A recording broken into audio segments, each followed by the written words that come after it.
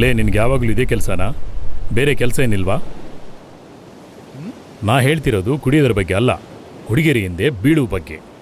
ಒಂದಾದ್ಮೇಲೆ ಒಂದು, ಒಬ್ಬಳಾದ್ಮೇಲೆ ಇನ್ನೊಬ್ಬಳು, ಈ ಥರ ಬದಲಾಯಿಸಕ್ಕೆ ಇದೇನಾದರೂ ಸೆಲ್ಫೋನಾ? ಹಾಂ, ಹುಡುಗಿಯರು ಕಣೋ. ಎಲ್ಲರೂ ನನ್ನ ಮಗಳ ಥರ ಇನ್ನೋಸೆಂಟ್ ಆಗಿರಲ್ಲ. ಹೊಡೆದ್ರೆ ಇವನ್ನ ಏನ್ ಬ್ಲಾಸ್ಟ್ ಆದಂಗಿದೆಯಲ್ಲ? ಹಾಂ, ಈಗ ಬಿದ್ದಂಗಿದೆ. ನಿನ್ನ ಲವ್ ಅನ್ನೋ ಬೈಕ್ಗೆ ಬ್ರೇಕ್. ನಿನ್ನ ಕತೆ ಮುಗೀತು. ಹೋಗಿ ಯಾವುದೋ ಒಂದು ಕೆಲಸ ನೋಡ್ಕೊ ಹೋಗಲೇ. ನೀವು ಕೇಳಬೇಕಿದ್ದು ಅನ್ಬೇಕಿದ್ದು ಆಗೋಯ್ತಾ? ಎಸ್, ನಾನು ಹುಡುಗಿರ ಜೊತೆ ಸುತ್ತಾಡ್ತಿದ್ದೆ. ಆದರೆ ಈ ಟ್ರೆಂಡ್ ಹುಡುಗಿರು ಹೇಗಿದ್ದಾರೆ ಗೊತ್ತಾ? ಒಬ್ಳಂದ್ರೆ ಒಬ್ಳು ಮನಸ್ಫೂರ್ತಿಯಾಗಿ ಪ್ರೀತಿಸ್ತಾ ಇಲ್ಲ. ಏನೋ ಬರುತ್ತೆ, ಏನೋ ಕೊಡ್ತಾರೆ ಅಂತ ಲವ್ ಮಾಡೋರೆ.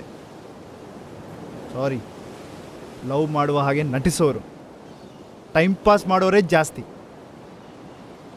ಅದರಲ್ಲಿ ನಿನ್ನ ಮಗಳು ಇದ್ದಾಳೆ. ಅಲ್ಲ, ಒಬ್ಳಂದ್ರೆ ಒಬ್ಳು ಸೀರಿಯಸ್ ಆಗಿ ಜೆನ್ಯೂನ್ ಆಗಿ ಲವ್ ಮಾಡ್ತಾ ಇಲ್ಲ. ಪ್ರತಿಯೊಬ್ಳು ಕಮರ್ಷಿಯಲ್ಲೇ. ಕೆಲವರು ಹುಡುಗಿರು ಹೇಗಿದ್ದಾರೆ ಗೊತ್ತಾ ಸರ್? ಒಬ್ಬನ ಜೊತೆ ಚಾಟಿಂಗು, ಇನ್ನೊಬ್ಬನ ಜೊತೆ dating.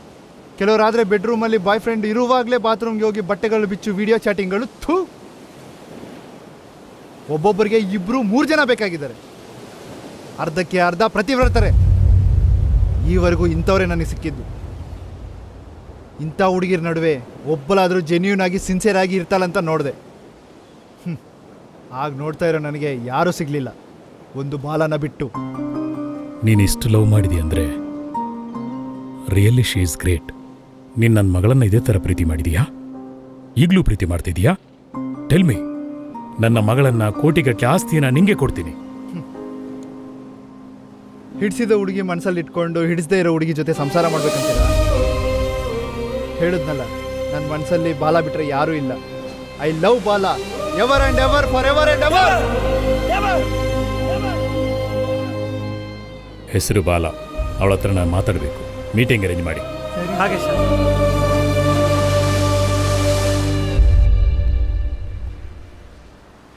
Sir, she's Bala. Okay. ಹೇಳಿ. ಅವನ ಬಗ್ಗೆ ಏನು ಯೋಚನೆ ಮಾಡ್ತಿದ್ಯಾ?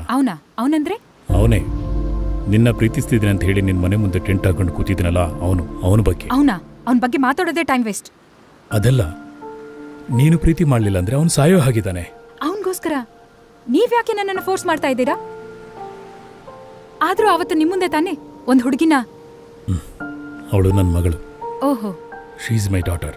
ಅಂಥವನಿಗೋಸ್ಕರ ನೀವು ನನ್ನನ್ನು ಕೇಳೋದೇನೋ ನನ್ಗೊಂಚೂರು ಅರ್ಥ ಆಗ್ತಾ ಇಲ್ಲ. ಹೇಳ್ತೀನಮ್ಮ, ನಾನು ಅವನ ವಯಸ್ಸಿನಲ್ಲಿದ್ದಾಗ ಪ್ರೀತಿ ಮಾಡಿದ್ರೆ ಪೀಕ್ಸ್ನಲ್ಲಿ ಪ್ರೀತಿ ಮಾಡ್ಬೇಕಂದ್ಕೊಂಡೆ. ಪ್ರೀತಿಸಿದೆ ಕೂಡ.